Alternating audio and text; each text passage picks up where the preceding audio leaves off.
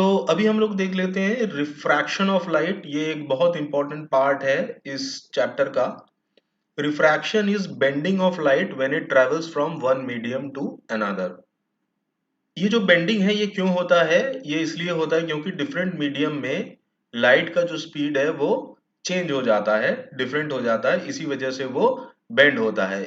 इसकी जो डेरिवेशंस है वो हम बाद में देखेंगे, लेकिन अभी हम लोगों को ये जानना जरूरी है कि अगर लाइट रेयरर मीडियम से डेंसर मीडियम की तरफ जाता है तो वो टूवर्ड्स द नॉर्मल बेंड करेगा, और अगर वो डेंसर मीडियम से रेयरर मीडियम की तरफ जा रहा है तो away from the normal bend करेगा। तो जैसा कि हम इस डायग्राम में देख पा रहे हैं, light is travelling from water to air, तो मतलब डेंसर मीडियम से रेयरर मीडियम की तरफ जा रहा है तो it is bending away from the normal. Away from the normal कैसे? अगर हम इस एंगल को देखें, ये एंगल जो है छोटा है, और अगर हम इस एंगल को देखें, ये एंगल बड़ा है, तो ये बेंड हो गया away from the normal. So this is all about refraction. और रिफ्रैक्शन से नेचुरली हमको क्या क्या चीजें देखने को मिलती हैं। अगर कोई कॉइन है, उसको हम बीकर में नीचे रख दें और उसको थोड़ा सा पानी से भर दें, तो हमको वो कॉइन का लेवल जो है ऊपर नजर आएगा। ऐसा क्यों नजर आएगा? बिकॉज अगर जो लाइट है वो यहाँ से ट्रेवल करेगी ऐसे, और इधर से ट्रेवल करेगी ऐसे, दो रे ऑफ लाइट जा रहा है, और एयर में जाते ही ये बेंड हो जाएगा अवे फ्रॉम द नॉर्मल, और हमको उसका इमेज कहां पर दिखाई देगा? वो जो रिफ्रैक्टेड रेज हैं, अगर हम उसको प्रोड्यूस करके मीट करें जिस पॉइंट पे, वहां पे हमको वो इमेज दिखाई देगा। तो यहाँ पे ये प्रोड्यूस होके यहाँ पे मीट कर रही हैं, तो यहीं पे हमको वो कॉइन जो है दिखाई देगा। तो ये जो है एलिवेटेड नजर आएगा हमको। दूसरे एग्जाम्पल में क्या है, अगर हम एक पानी भरे बीकर के अंदर पेंसिल को डाल दें तो वो पेंसिल हमको बेंड नजर आएगा। बेंड क्यों नजर आएगा?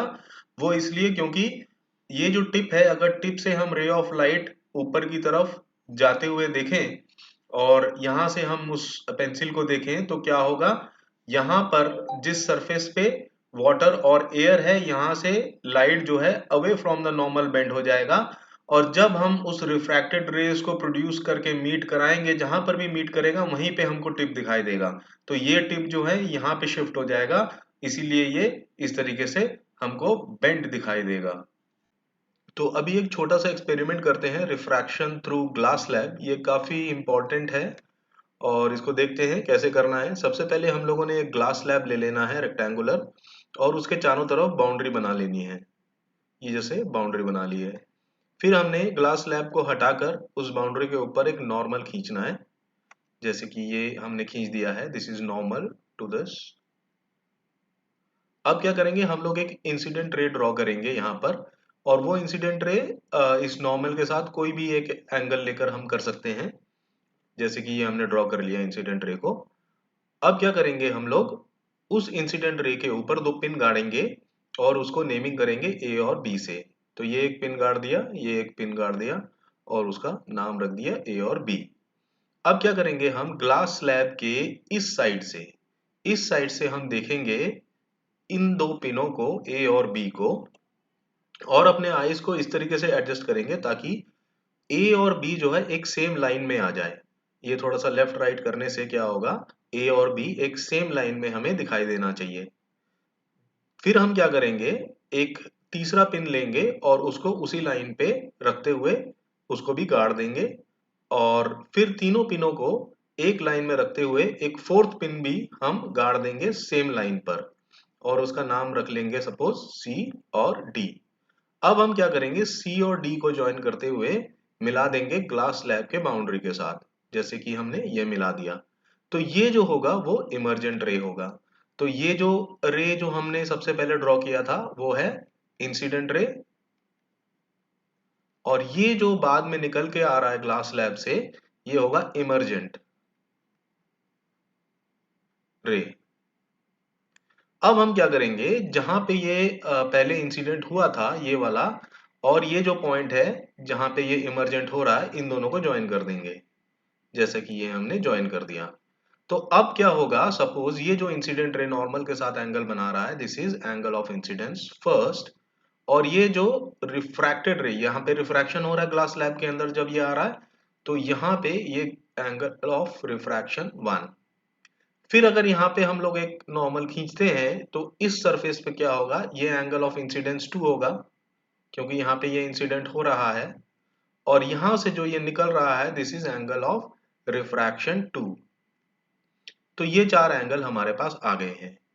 अब हम क्या करेंगे, ये जो इंसिडेंट रे है इसको हम स्ट्रेट यहाँ पे इसको ड्रॉ कर लेंगे।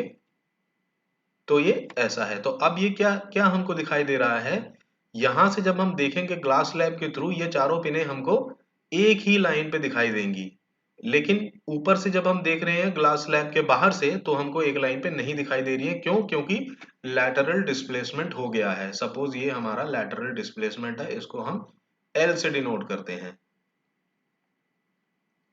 ये लैटरल डिस्प्लेसमेंट क्यों हो रहा है? क्योंकि यहाँ पे ये बेंडिंग हो रहा है, इसी वजह से ये जो है लैटरल डिस्प्लेसमेंट हमारा हुआ है। और एक काफी इंटरेस्टिंग चीज नोट करने वाली है इसके अंदर, जितना जो ये इंसिडेंट रे और ये जो इमर्जेंट रे है ये आपस में पैरेलल होंगे। अगर जैसे इसको हमने प्रोड्यूस किया है, लैटरल शिफ्ट तो हुआ है लेकिन they will be parallel. Why? Because this angle of incidence I1 will be equal to R2, जिसका प्रूफ जो है अभी थोड़ी देर में आपको देखने को मिलेगा। So students, this is a very interesting question, and let's try to prove that this incident ray is parallel to the emergent ray. How can we prove? Suppose this is a slab and the medium is 2 and this is medium 1 and it is coming out at medium 1 only. So at this interface we can write that refractive index of 2 with respect to 1 is equal to sine I1 divided by sine R1. At this interface we can write that refractive index of 1 with respect to 2 is equal to sine I2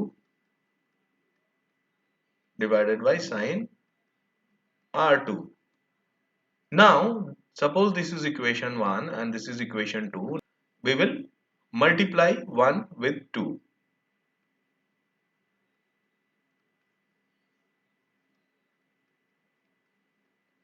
What do we get? In left hand side we get refractive index of 2 with respect to 1 into refractive index of 1 with respect to 2 is equal to sine I1 divided by sine R1 into sine I2 by sine R2. Now we know that this R1 and I2 are alternate interior angles, that's why they are same. So their sine function will also be same. So this R1 and I2 are same, so sine I2 and sine R1 are also same, so they'll get cancelled.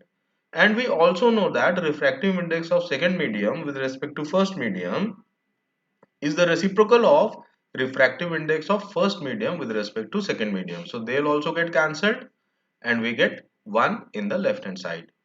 So 1 is equal to sine I1 divided by sine R2.